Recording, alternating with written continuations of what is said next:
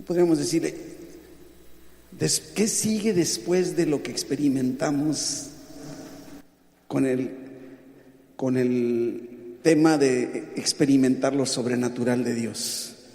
O sea, hemos aprendido las bases fundamentales para emprender nuestro caminar, para vivir en lo sobrenatural. ¿Y ahora qué? ¿Sí? Y el tema de hoy le he titulado Vida abundante victoriosa. Vida abundante victoriosa. Y como le decía, terminamos la semana pasada con el tema del Espíritu Santo, de vivir en lo sobrenatural, del poder de Dios, y reconocimos y nos apropiamos, experimentamos el bautismo del Espíritu Santo en cada uno de nosotros. Fuimos bautizados con el Espíritu Santo y con fuego. Y yo estoy seguro que hemos empezado a ver, en la medida que hemos permitido, hemos empezado a ver el mover sobrenatural de Dios en nuestras vidas. El problema de todo esto es que podemos correr el peligro de quedarnos estancados. Y usualmente es lo que sucede. Sobre todo aprendemos o somos recordados de un tema en particular de enseñanza en la palabra de Dios, y como que a lo mejor o nos quedamos saboreando o nos quedamos expectantes y dejamos pasar el tiempo y nos vamos enfriando. Y aun y cuando parezca que vamos avanzando, no me estoy refiriendo al hecho de que nos enfriemos en el sentido de que nos alejemos de Dios y que ya no querramos nada con Dios. No, estoy hablando lo que sucede en nuestro diario vivir como cristianos. Eso le pasó a una de las iglesias a las cuales el Espíritu Santo escribe en Apocalipsis. Mire, vayas a Apocalipsis 2:2.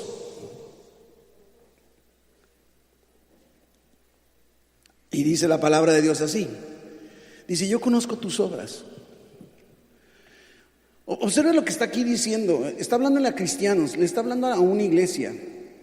Conozco tus obras, como diciendo, estás activo, estás trabajando, estás avanzando. Y tu arduo trabajo y paciencia. Puedes decir, gracias, Señor. No me había dado cuenta, ¿verdad? Y que no puedes soportar a los malos. Y has probado a los que se dicen ser apóstoles y no lo son, y los has hallado mentirosos, y has sufrido y has tenido paciencia y has trabajado arduamente por amor de mi nombre y no has desmayado. Y podríamos decir, un aplauso a esta iglesia, ¿verdad? Un aplauso a todos los cristianos que así podemos vivir. Porque es muy importante que visualicemos, tendemos a irnos a los extremos. Estamos hablando de cristianos consagrados, estamos hablando de cristianos como tú y yo que deseamos participar, vivir la vida cristiana, trabajar para Dios arduamente, ¿sí? Y así tendemos a ser muchos, ¿verdad? Pero luego, ¿qué sucede? Nos vemos tan envueltos en ese gran labor, en ese gran trabajo, y que dejamos nuestro primer amor. Y el versículo 4 dice: pero tengo una cosa contra ti. Qué bueno que solo es una, porque yo creo que podía haber sacado muchas. Una sola cosa tengo contra ti, que has dejado tu primer amor. Ahora, eso es a lo que yo me refiero. ¿Cuántas veces podemos haber experimentado? Yo no sé cuál fue tu experiencia con el tema del Espíritu Santo, pero en muchas ocasiones lo podemos ver en la asistencia. Yo creo que ahorita, por lo que puedo, no sé, no tengo las cifras a la mano, pero así a ojo de buen cubero, como decimos en México, yo creo que hay como unos 20 o 30 menos de los que usualmente estaban viniendo. Y entonces yo digo, bueno, ¿y dónde quedó tu primer amor? Nos entusiasmamos, nos llama la atención, venimos, estamos animados, nos gusta, experimentamos, pero ¿y luego? Y una de las cosas que creo que es donde Dios ha estado hablando conmigo esta semana es que Dios ha puesto a nuestro alcance, ha puesto a tu alcance todo lo necesario para que como cristiano tú puedas vivir en victoria y en una vida abundante. Creo yo que aquí tenemos claro que especificar y definir a qué me refiero con victoria y a qué me refiero con vida abundante, pero nos ha puesto todo lo necesario. El simple hecho de que algunos cristianos no lo estén experimentando, Nada más por la simple realidad de que algunos cristianos no estén experimentando victoria en sus vidas, no significa que Dios no haya proveído para que tú y yo sí podamos hacerlo. Porque tendemos a compararlo. No, pues es que yo volteo para allá y todos vinieron igual que yo y pues los veo iguales. Yo no los veo viviendo en lo sobrenatural. Pero el simple hecho de que no todos, o hay algunos que no viven de la forma en la que Dios ha proveído todo, no quiere decir que Dios no ha provisto para ti. Debemos dejar de estar volteando a ver a los demás y estar mejor volteando a Dios. Dios hizo todo lo posible, todo lo que le corresponde para darnos a ti y a mí como sus hijos la autoridad y la provisión necesaria para vivir una vida triunfante en este mundo. ¿Lo crees? Mira lo que dice la Biblia, Primera de Juan. Una de las cosas que yo quiero invitarle es que haga un hábito. Qué bonito es una iglesia que trae su Biblia, que trae su libreta, que trae una pluma, un lápiz y toma notas y que está buscando. Mire todos estos medios electrónicos modernos, qué bonito es tener una Biblia electrónica, pero no hay como tener en papel una Biblia. Entonces tenga la suya, tráigase, acostúmbrese. Primera de Juan 5:4 y dice: porque todo lo que es nacido de Dios vence al mundo. Aquí, ¿cuál es el requisito para vencer al mundo? Que hayas nacido de Dios, que seas cristiano, que tengas a Cristo en tu corazón, que hayas nacido de nuevo, llámale como quieras, ¿no? Pero es eso. Y dice, y esta es la victoria que ha vencido al mundo: nuestra fe. Nuestra fe. Versículo 5. ¿Quién es el que vence al mundo? Sino el que cree que Jesús es el Hijo de Dios. Mi hermano, déjame preguntarte una cosa: si verdaderamente estamos conscientes de que creemos que Jesús es el Hijo de Dios y que vino a este mundo para darnos la salvación, la vida eterna, para librarnos del infierno, es como para que tú y yo salgamos victoriosos todos los días en medio de nuestras circunstancias difíciles. Dios nunca ha prometido una vida libre de problemas o de obstáculos o dificultades. Pero Dios sí ha prometido que podemos vivir en victoria en medio de nuestras tempestades. Eso sí lo promete. Dios nos ha dado la victoria, ¿sí? De alguna forma, no a unos cuantos, no a ciertos elegidos, sino a todos, ¿sí?, los que han nacido de nuevo. Y si tú tienes a Cristo en tu corazón, entonces Él te ha dado la victoria. Es un don, es un regalo de Dios.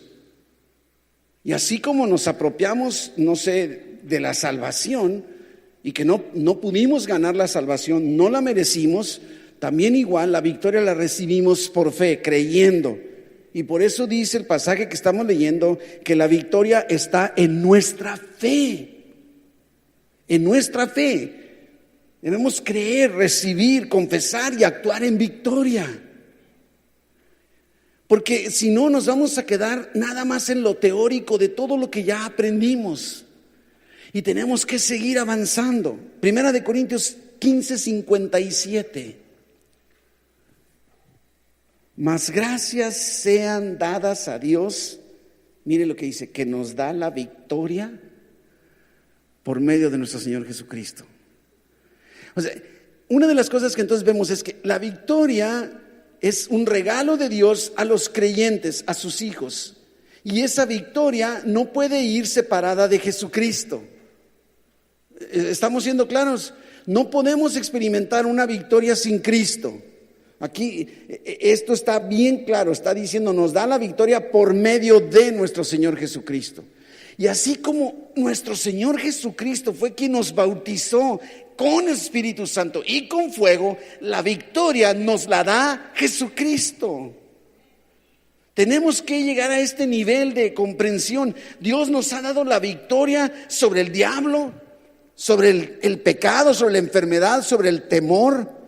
Cuando Cristo se levantó de la tumba, triunfante sobre la muerte, logró una victoria completa sobre las fuerzas de la oscuridad y de las tinieblas. Eso es lo que nos dice con toda claridad Colosenses 2:15. Colosenses 2:15 dice que despojando, esa palabra es agresiva, despojando a los principados y a las potestades, los exhibió públicamente, triunfando sobre ellos en la cruz.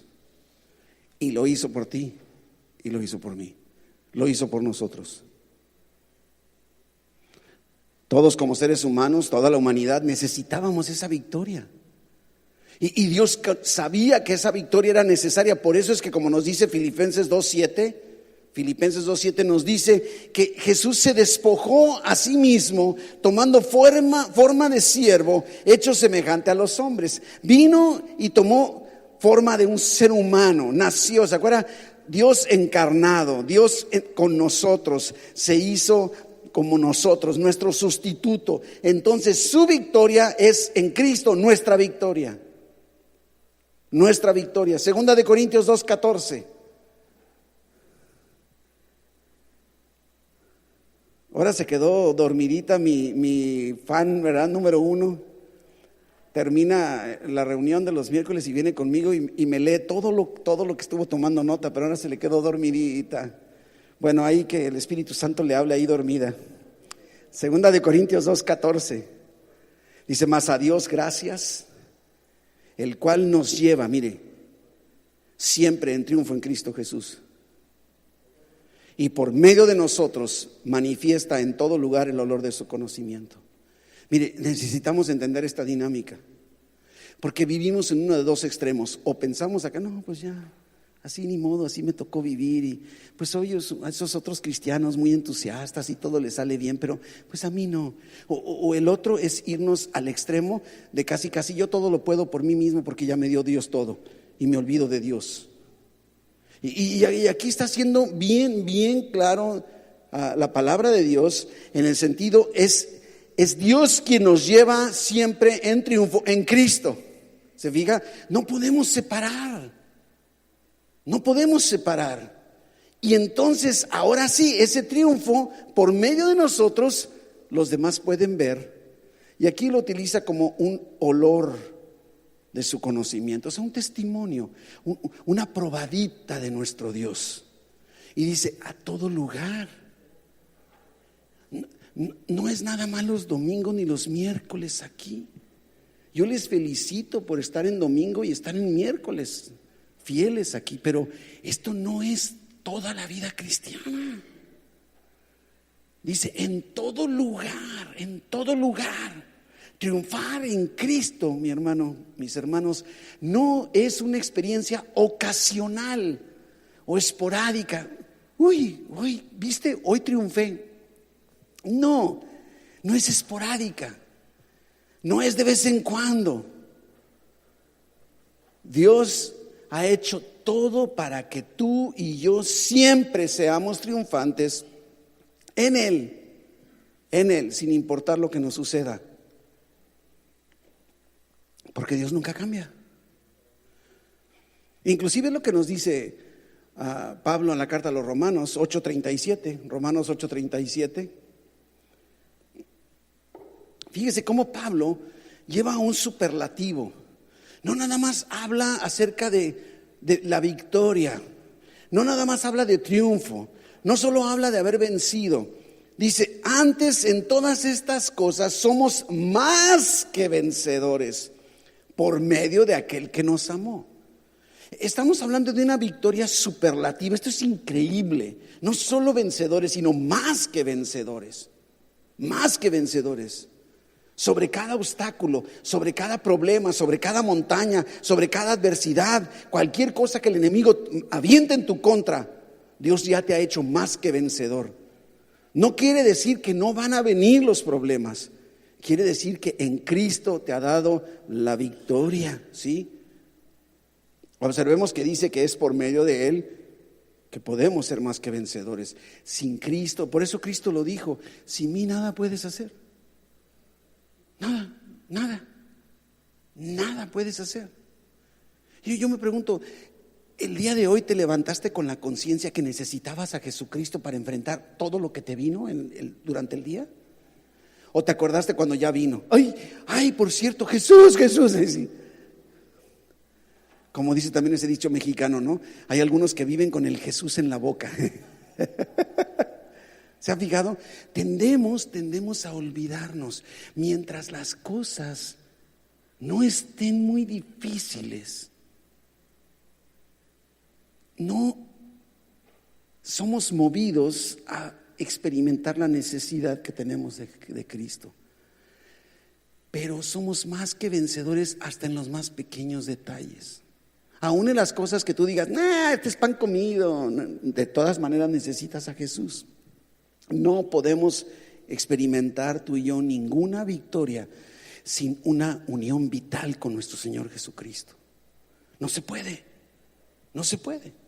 Sin una relación personal con Cristo no podemos avanzar. Vamos a vivir en amargura, en preocupación, en inquietud. Esto implica una comunión con el Padre, el Hijo y el Espíritu Santo, ¿verdad? En oración, meditando la palabra de Dios, que es como debemos caminar.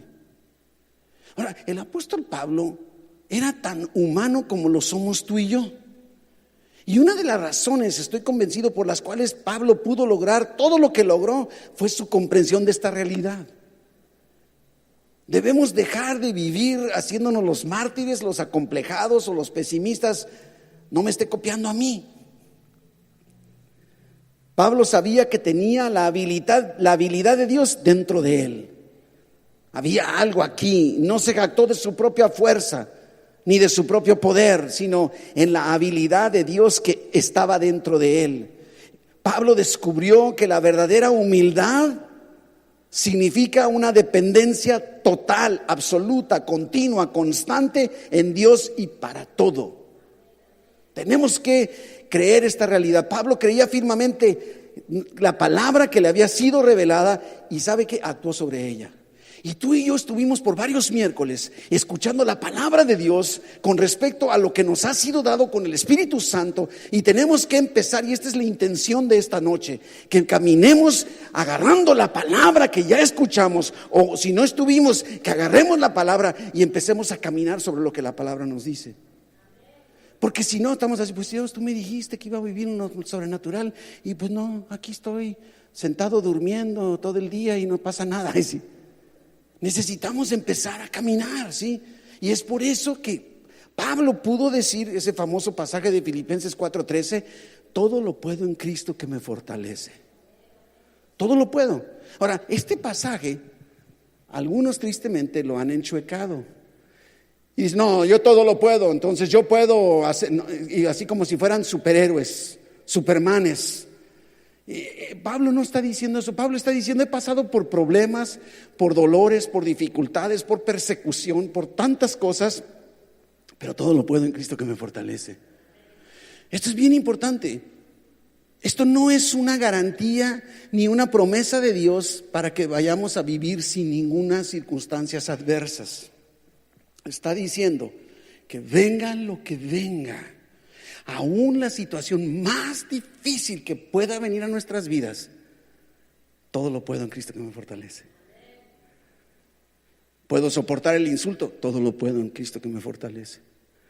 Que no me alcanzó para la renta, todo lo puedo en Cristo que me fortalece. No quiere decir, ya, magia, ya está el dinero. Eso no quiere decir. Quiere decir que venga lo que venga, todo lo puedo en Cristo que me fortalece en medio de nuestras circunstancias adversas. Y ese mismo Jesús que habilitó a Pablo para hacer todas las cosas, vive en ti. Y el poder que movió y habilitó a Pablo, ahora está en ti. Porque el Espíritu Santo, y aprendimos, no solo está contigo, está en ti y ha venido sobre ti. ¿Quieres más? Y es aquí donde tenemos que movilizarnos. Cada uno de nosotros podemos declarar lo mismo: todo lo puedo en Cristo que me fortalece. Es en su fuerza, es en su poder, es en su habilidad. Y lo que nos toca hacer a ti y a mí es depender de Él, sabiendo que lo que nos pida que hagamos Lo vamos a lograr hacer mediante Cristo. No importa lo que sea. Primera de Juan 4:4, sí, este es bien importante. Hijitos, vosotros sois de Dios. Otra vez, le está hablando a cristianos, nos está hablando a ti y a mí. Sois de Dios y los habéis vencido, porque mayor es el que está en vosotros que el que está en el mundo. Yo quiero que te detengas tantito y solo te imagines cuánto podrías lograr tú en tu vida cristiana para Dios, para Cristo, si creyeras verdaderamente que mayor es el que está en ti que el que está en el mundo. Yo me atrevo a pensar que seríamos bien atrevidos, bien atrevidos. Esta es palabra para nosotros, todos los que hemos nacido de nuevo. Tenemos esta habilidad para vencer lo que nos venga, porque mayor es el que está en nosotros que el que está en el mundo. Cualquier cosa que venga, mayor es Cristo, mayor es Cristo. Ahora, lógicamente no podemos tener la victoria mientras no creamos que la victoria ha sido lograda mediante Jesucristo. Podemos darnos cuenta que esta afirmación inclusive está en tiempo pasado. Habéis vencido. Habéis vencido. ¿Por qué? Porque mayor es el que está en ti que el que está en el mundo. La victoria ya fue dada. Tenemos que empezar a caminar creyendo. Creyendo. Ahora, así lo declara la palabra de Dios, lo estamos leyendo. El que es mayor, Jesús, vive en nosotros los creyentes. Y Jesús, que es mayor que el diablo, que el enemigo, que las circunstancias, que el diablo que está en el mundo, Él es el que está en nosotros. Y nada de entonces de lo que el diablo intente traer sobre tu vida o en contra tuya va a poder ser mayor que Jesús. Nada. Así que podemos afirmar, tú y yo, que somos vencedores porque Él venció, porque el que venció vive en nosotros. Vive en nosotros. Y es evidente que tenemos que vencer los obstáculos diariamente, actuando sobre la palabra de Dios. Y es lo que vamos a ver el próximo miércoles. Sobre la palabra de Dios. Y nos ha dado por lo pronto armas poderosas. Váyase ahora a la carta a los Efesios en el capítulo 6, versículo 13. Efesios 6, 13. Y nos habla acerca de una armadura. Yo sé que para nosotros que no somos militares y menos de aquel entonces, hablar de una armadura a lo mejor nos cuesta trabajo comprender. Pero está diciendo, tomad toda la armadura de Dios para que podáis resistir en el día malo. Podemos ponerlo al revés. ¿Quieres resistir en el día malo? Y yo diría, sí, toma la armadura. Es lo que está diciendo la palabra de Dios. Toma toda la armadura para que puedas resistir en el día malo y habiendo acabado todo, estar firmes. Y entonces ahí nos va la armadura, versículo 14. Estad pues firmes, ceñidos vuestros lomos con la verdad y vestidos con la coraza de justicia y calzados los pies con el apresto del evangelio de la paz. Sobre todo, tomad el escudo de la fe. ¿Se acuerda que hablábamos de la fe? Con la que podamos apagar todos los dardos de fuego del maligno. No dice con los que podemos evitar los dardos. Dice con apagar. Y para que lo tengas que apagar es porque te llegó, te pegó. Y tomad, versículo 17, el yelmo de la salvación. Y la espada del Espíritu, que es la palabra de Dios. La palabra de Dios. Yo me pregunto, ¿verdaderamente estamos conscientes que vivimos en una guerra espiritual continua? Y que nuestra arma más poderosa es la palabra de Dios. Esta es nuestra espada. Esta es nuestra espada. Lo dice, aquí está diciendo. Es la palabra de Dios. Y luego dice, orando en todo tiempo con toda oración y súplica en el Espíritu, y velando en ello con toda perseverancia y súplica por todos los santos. Es una realidad, existe la guerra contra las fuerzas de maldad. No podemos negarlo. Y Dios nos ha dado la armadura que necesitamos. Nos ha dado las armas para que ningún ataque o ningún poder del diablo nos pueda detener.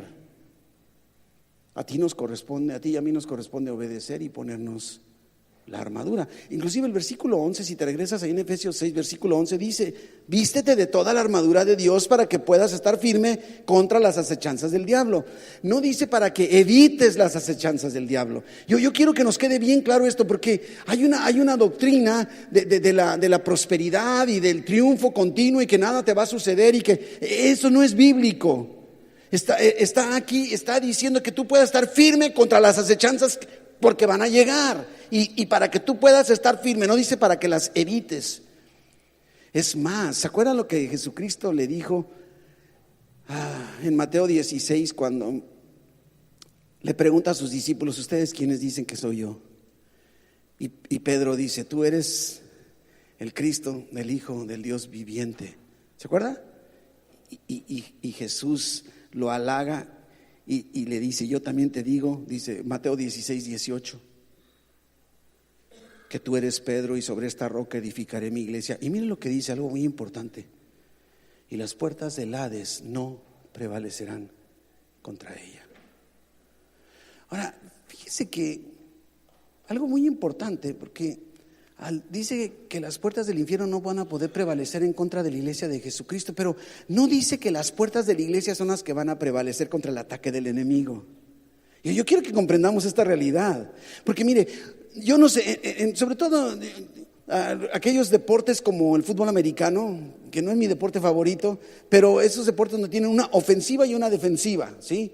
Entonces, ¿qué es lo que hace? La defensiva, ¿qué está haciendo? Defendiéndose. Ahí viene un golpe y protégete. Entonces hay gente que puede vivir solo defendiendo.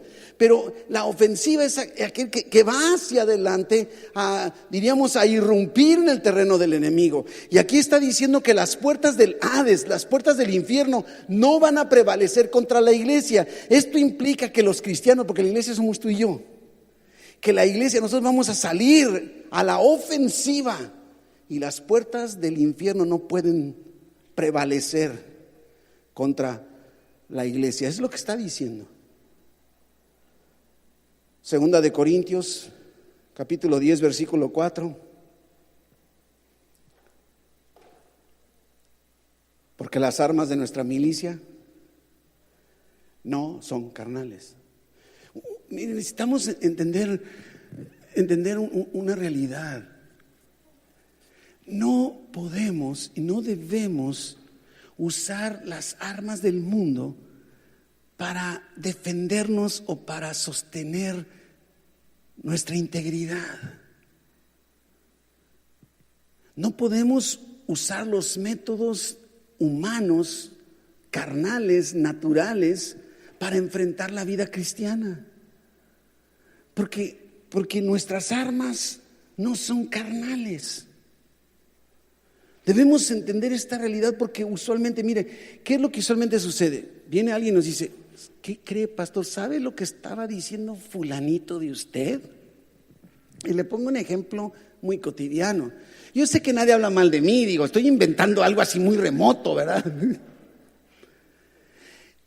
El arma carnal mía sería: sí, pues si supieran lo que yo sé de ese hermano, no, hombre, ven, te voy a platicar. Y es que quién sabe qué, que ese sería usar las armas carnales. Y mis armas, las de mi milicia, no son carnales. Necesitamos comprender esta realidad. Son poderosas en Dios para la destrucción de fortalezas.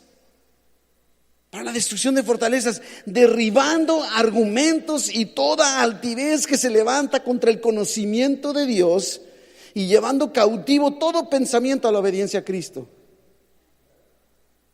Oiga, tarea difícil, pero el Espíritu Santo está con nosotros, está en nosotros, está sobre nosotros. ¿Se fija por qué todo lo que estuvimos estudiando era necesario? Las armas que Dios nos ha dado nos dan la autoridad. No son armas nuestras, son de Él, para derribar toda fortaleza que el enemigo intente construir en nuestra contra. El enemigo está vencido ante el poder y la habilidad que Dios nos ha dado. Por eso es tan importante que conozcamos la palabra. Es importante que no perdamos este enfoque. Necesitamos creer. En muchas ocasiones, amaneciendo los domingos, estando terminando todos los preparativos para nuestras reuniones y el sermón de ese día, lógicamente que vienen a veces a mi vida inquietudes de si las cosas se están haciendo bien, si el sermón está bien preparado, si escuché claramente la voz de Dios para compartir el tema o prepararlo. Y usualmente recibo un correo en las madrugadas de parte de mi hermana Lupita y lanza palabra. Ella no me dice nada de ella. Ella no me dice su opinión. Si ella me diera su opinión, yo podría decir, bueno, eso es lo que piensas tú, Lupita, porque me aprecias. Pero ¿sabe qué hace Lupita? Me lanza la palabra de Dios, uno tras otro, uno tras otro, uno tras otro. ¿Y sabe qué hago? Esto es mío. Esto es mío. Eso es vivir con las armas de Dios y no las carnales. Tenemos que creer la palabra de Dios, tomarla, apropiárnosla, porque Dios desea que podamos tú y yo disfrutar todos los privilegios de ser parte de la familia de Dios. Somos sus hijos. Él no te va a dejar desamparado. Jesucristo vino a este mundo, entre tantas cosas, a restaurar la relación entre el ser humano y Dios, a restaurar tu relación con Dios. Éramos enemigos de Dios, así dice la palabra. Suena muy agresivo, éramos enemigos y fuimos adoptados como sus hijos. Pero el diablo ha venido a meternos mentira, nos ha metido engaño, nos ha hecho creer que la lucha entre las tinieblas y la luz, entre el bien y el mal, entre Dios y el diablo, son en igualdad de fuerzas. Así como la pelea que va a estar este sábado de quién y quién, no sé ni cómo se llaman, ni los puedo pronunciar, y pensamos quién irá a ganar, porque los dos son muy buenos boxeadores. ¿A quién le vas? Y sueltan las apuestas, porque unos creen que va a ganar uno, otros creen que van a ganar otro. Es que yo lo he visto y que mira que golpea aquí. Si me doy a entender, eso no es cierto con respecto a Dios. No hay poder que se le iguale a nuestro Dios todopoderoso. El diablo está vencido y su arma es venir contigo y mediante el engaño hacerte creer que te tiene en sus manos. La lucha no es en igualdad de fuerzas. El enemigo ya está vencido. El origen de toda maldad y destrucción no es Dios, es el diablo. Por eso dice Juan 10:10, el ladrón, ¿a qué vino el ladrón? Refiriéndose al diablo. No viene sino para hurtar, para matar, para destruir. En contraste dice Jesús, pero yo he venido para que tengas vida y para que la tengas en abundancia. Ahora, déjame decirte algo. Ni siquiera te voy a preguntar si estás viviendo vida abundante, pero para aquellos que remotamente no estén viviendo una vida abundante, entonces quiere decir que Jesús mintió, que Jesús no cumplió su cometido, porque si dice yo he venido para que tengas vida y no la tengo, entonces ¿de quién es la culpa? Es mía. Ese es lo que quiere hacer el diablo, hacerte creer. ¿Ves? O sea, vino para que tu vida abundante. Ay, sí, ya te viste cómo vives. Sí, ¿sabes por qué no estamos disfrutando la vida abundante? Porque tú y yo no nos estamos apropiando de todo aquello que ya nos fue dado. Inclusive lo hemos dicho, ¿se acuerda de la vida eterna abundante? Y la abundancia depende de qué tanto conocemos a Dios y a Jesucristo. ¿Recuerdan? Lo hemos estudiado. Eso significa vida abundante en cada parte de nuestra existencia. No nada más en lo espiritual, también en lo mental, en lo físico, en lo emocional, en lo económico, en lo relacional, en todos los aspectos. Romanos 8:16.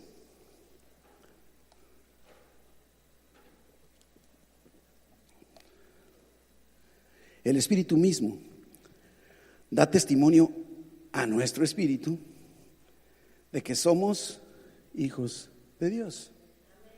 Y si hijos, también herederos. Herederos de Dios, mire, coherederos con Cristo. ¿Sabes qué significa coheredero? Que la misma herencia que tiene Jesús nos corresponde a nosotros también. Fíjate nada más. ¿Cuál será la herencia de Jesús? Tú estás junto con Él en esa herencia. Y entonces dice, si es que padecemos juntamente con Él, para que juntamente con Él seamos glorificados. ¿Se fija cómo nunca está hablando de una vida libre de problemas y de preocupaciones? Está hablando de una vida victoriosa y de una vida abundante en medio de o a pesar de. A pesar de. Y podemos disfrutar de todas las bendiciones de ser coherederos si nos mantenemos firmes en la palabra de Dios. Firmes en la palabra de Dios. Y esto debe ser un gozo, no una carga.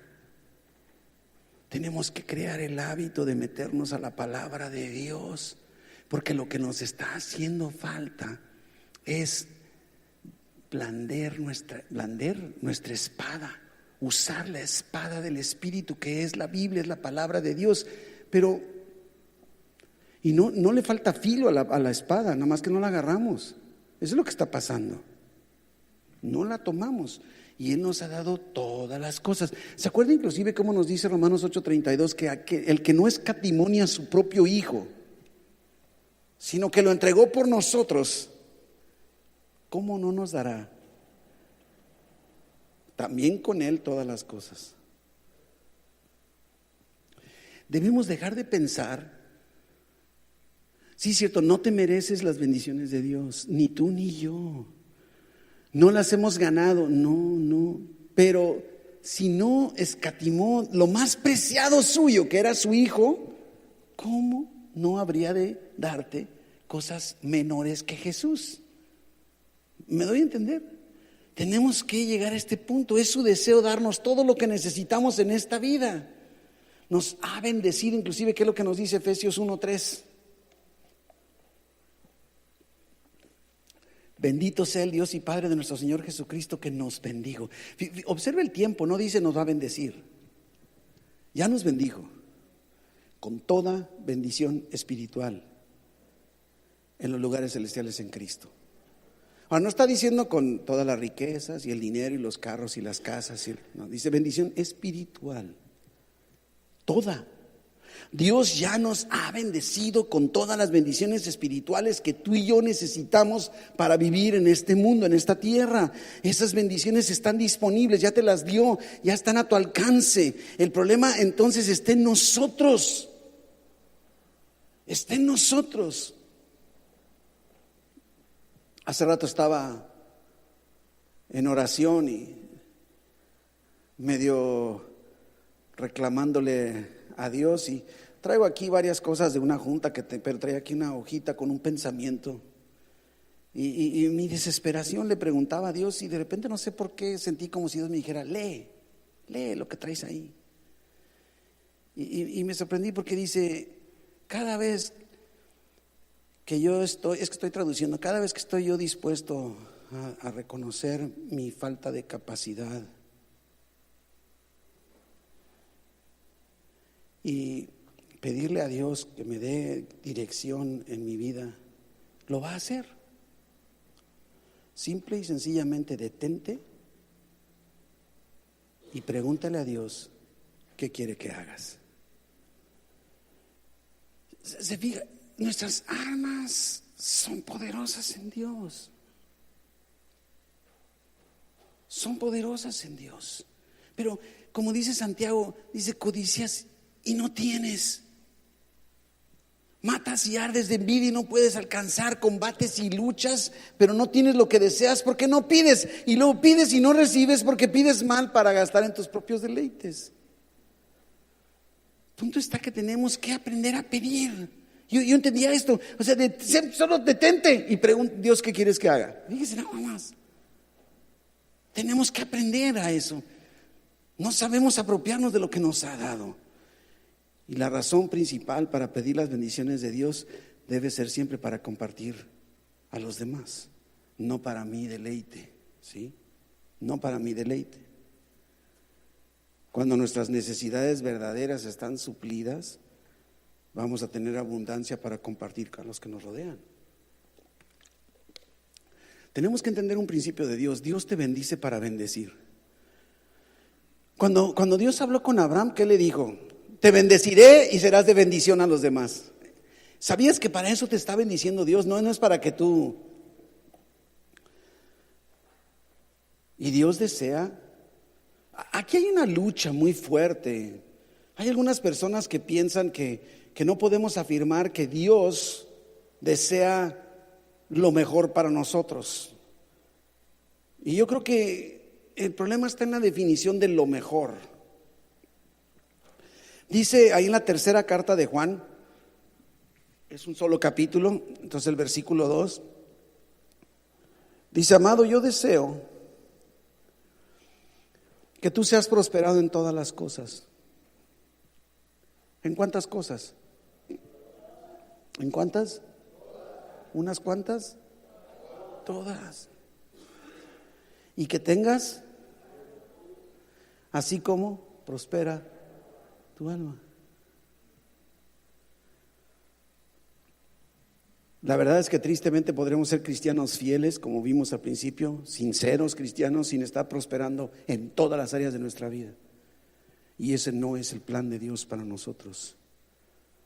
Inclusive puede ser que estemos siendo prosperados en ciertas áreas de nuestra vida, pero no en todas las cosas. Solo unas, pero no todas. ¿Por qué podrá ser que alguien no quisiera todo lo que Dios nos ha dado? Ahora, es muy importante que entendamos, no estoy hablando del éxito y la prosperidad y que Dios, si tú pides que te dé $1,000,000 te lo va a dar. Yo no estoy hablando de eso, estoy hablando de fortaleza para enfrentar todo lo que venga de dificultades, porque vivimos en un mundo de injusticias, de dificultad, de problemas, de preocupaciones. Dice Colosenses 1:10, para que andéis como es digno del Señor, agradándole en todo. Y luego mira lo que dice: llevando fruto en toda buena obra y creciendo en el conocimiento de Dios. El fruto no es en algunas de las cosas que hacemos. Toda la provisión de Dios es necesaria para que podamos llevar fruto en toda buena obra.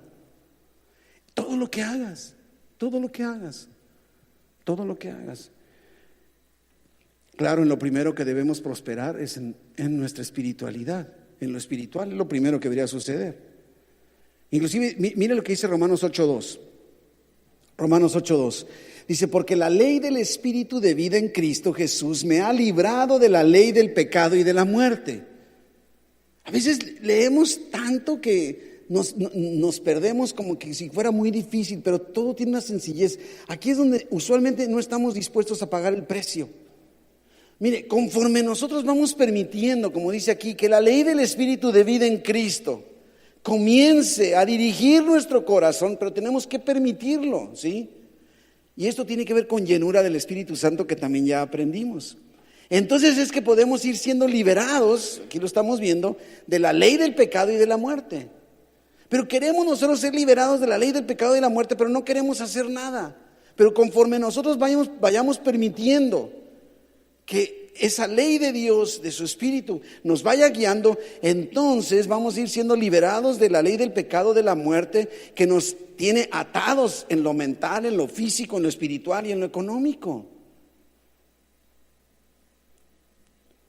Inclusive, ¿qué dice Pablo en Filipenses 4:19? También otro pasaje que nos encanta. Mi Dios pues suplirá todo aquello que os falte conforme a sus riquezas en Cristo. ¿Sabe dónde está todo el problema? En la definición de os falte. Porque para ti, para mí que me falta, pues me falta un mejor carro, me falta una mejor casa, me falta más dinero, me falta, no sé, ¿verdad?, más salud, me doy a entender. Pero lo primero que notamos es que está hablando aquí conforme a sus riquezas. Dios es nuestra fuente, única fuente. Él es el que provee y la base de la provisión son sus riquezas. Es una provisión ilimitada, pero no se refiere nunca a que Dios nos dé todo lo que se nos antoje. ¿Sí? Dios es quien define qué es aquello que lo que nos hace falta. Él es el que define. Nada más que tú y yo, cuando nos alejamos de ese diario caminar, no me refiero ni a pecado ni alejados de Dios, alejados de su palabra, empezamos a desvirtuar todo. Es Dios quien define qué es lo que verdaderamente nos hace falta. Y entonces, por eso el Sermón del Monte, aquel pasaje tan conocido de Mateo 6:33, que Jesús dijo: mas buscad primeramente el reino de Dios y su justicia, y todo lo demás, todas las demás cosas van a ser añadidas. Es a Dios a quien debemos buscar primero. Ese debe ser nuestro. Y conforme vamos entregando nuestra vida a Dios, sabemos que nos irá dando toda su vida, toda su vida. Le damos lo mejor de nosotros a Dios y esperamos lo mejor de Dios para nosotros. Y entonces, ¿sabes qué? Nos convertimos en instrumentos de Dios para el extendimiento de su reino. ¿No te emociona eso? Segunda de Corintios 9:8, vamos aterrizando. Segunda de Corintios 9:8, y dice: poderoso es Dios para hacer que abunde en vosotros toda gracia, a fin de que, teniendo siempre en todas las cosas todo lo suficiente, abundéis para toda buena obra. Fíjate que lo que va implícito aquí, la provisión es para que abundemos en toda buena obra, no en unas cuantas. Lo más importante que debemos recordar con respecto a la vida abundante es esa dadivosidad que tú y yo debemos ser. Buena obra es hacer bien por los demás, es hacer las cosas que Dios nos ha dado que hagamos. Pero estamos tan concentrados, por eso es importante que nos ubique la palabra de Dios. Tenemos que darnos cuenta que hay una relación directa. Vamos concluyendo con dos pasajes y concluimos el tema de hoy para conectarnos al próximo miércoles. Hay una relación directa entre la palabra de Dios y la vida abundante. Cuando Jesucristo está hablando, mire Juan 6:63, Jesús está diciendo: las palabras que yo os he hablado son espíritu y vida. Tenemos que darnos cuenta que aun y cuando nos movemos en las cosas terrenales, materiales, físicas, nosotros estamos moviéndonos en el espíritu, y las palabras de Jesús son espíritu y vida. Y te digo, ¿lo crees? ¿Lo crees? Porque esto debería transformar. Inclusive en una ocasión, una de tantas ocasiones, los líderes vinieron con Jesús haciéndole preguntas como siempre para hacerlo caer. Y me refiero a Mateo 22:29. Jesús les dio una respuesta que nos enseña mucho, con lo que quiero cerrar el tema de hoy. Mateo 22:29. Entonces, dice, respondiendo Jesús les dijo: erráis, ignorando las Escrituras y el poder de Dios. La palabra de Dios y el poder van de la mano. Mi hermano, no vas a poder caminar en lo sobrenatural del Espíritu Santo sobre ti si no te mueves en la palabra de Dios. No podemos ser neófitos, no podemos ser ignorantes de la palabra de Dios tenemos que movernos. Dice, ignoras las Escrituras y el poder. Van juntos, van de la mano, ¿sí? La palabra de Dios y el poder van de la mano. No podemos movernos en el poder de Dios sin la palabra. No se puede. Y no podemos movernos en la palabra sin que haya una manifestación del poder. Y te diría yo, empieza ya. Empieza ya. Empieza ya. La próxima semana vamos a estar estudiando acerca del poder de la palabra de Dios. Y yo quiero invitarte que durante esta semana te metas a la Biblia, a la palabra de Dios, y le digas, háblame, dame algo para hoy. Y agarra la palabra de Dios. Y así como el ejemplo que te di de hasta ni siquiera era un versículo lo que estoy aquí, pero le pides a Dios y Dios responde. Y entonces te empiezas a dar cuenta, aún te vas a mover en lo sobrenatural y no necesariamente los demás se darán cuenta. Porque hay muchas cosas de lo sobrenatural que son sencillitas. A veces son experiencias sobrenaturales que ministran solo tu corazón, pero te habilitan para el día de mañana, para ser instrumento de Dios para bendecir a alguien más. Pero necesitamos, mi hermano, el mover sobrenatural de Dios sobre nuestras vidas no se va a dar por ósmosis. No se va a dar en forma automática, simple y sencillamente porque estés ahí sentado reflexionando en que fuiste bautizado con el Espíritu Santo. Necesitas apropiarte. Y por eso el próximo miércoles estaremos hablando acerca de ese poder de la palabra de Dios. Muchos hablan acerca de declara la palabra de Dios. Vamos a estar explicando todo eso. Pero mi hermano, vete esta semana con esta verdad de Dios. Muévete en lo sobrenatural, porque ya fuiste habilitado. El Espíritu Santo está contigo, está en ti y ha venido sobre ti. Toma la palabra de Dios. No necesitas ser todo un estudioso, no necesitas estudiar profundamente.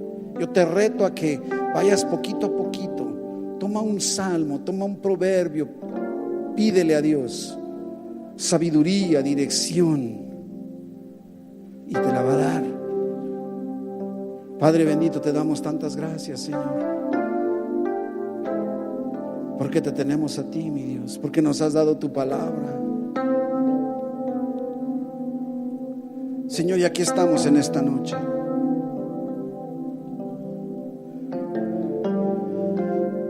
Delante de tu presencia.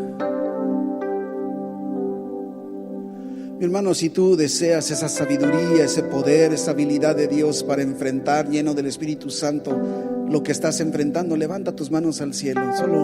Solo levanta tus manos. ¿Por qué no te pones de pie de una vez todos? Señor, te necesitamos. Háblanos. Danos tu palabra, porque tu palabra es poder. Queremos vivir en lo sobrenatural tuyo, en ese poder de tu palabra. Responde. Responde, Señor. En algunos hay confusión, Padre. En otros hay frustración en esta noche. Incertidumbre. Otros con preocupación. Espíritu Santo, sopla una vez más en sus vidas. Háblales y guíales, mi Dios, toda esta semana donde quiera que vayan, enseñándoles a buscar tu rostro en todo, Padre, en el nombre de Jesús.